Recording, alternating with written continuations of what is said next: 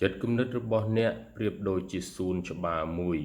គំនិតដែលអ្នកដាំវានឹងដុះចូលទៅក្នុងជីវិតរបស់អ្នកប្រសិនបើអ្នកដាំដោយក្តីបារម្ភវានឹងដុះនៅភាពតានតឹងប្រសិនបើអ្នកដាំដោយសេចក្តីសុខវានឹងដុះបាននៅសុភមង្គលការដាំគំនិតល្អមិនមែនធ្វើពុតជាថាអ្វីល្អឥតខ្ចោះនោះទេវាគឺជាការជ្រើសរើសដោយផ្ដោតលើអ្វីដែលជួយឲ្យអ្នករីកចម្រើនរាល់គំនិតវិជ្ជមានផ្ដល់ឲ្យអ្នកនូវថាមពលនិងទិសដៅដល់ថ្ងៃថ្មីរបស់អ្នកនិយាយពាក្យល្អមកកាន់ខ្លួនឯងជឿជាក់លើភាពរឹងមាំរបស់ខ្លួននិងគិតដល់លទ្ធផលល្អអ្វីដែលអ្នកកំពុងគិតគឺអ្នកកំពុងទាញវាឲ្យចូលមកក្នុងខ្លួនរបស់អ្នកនៅពេលអ្នកចាក់បំពេញចិត្តគំនិតរបស់អ្នកដោយគំនិតល្អ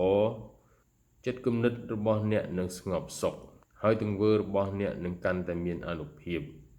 ដូច្នេះសូមការពារចិត្តគំនិតរបស់អ្នកដោយយកចិត្តទុកដាក់បំផុត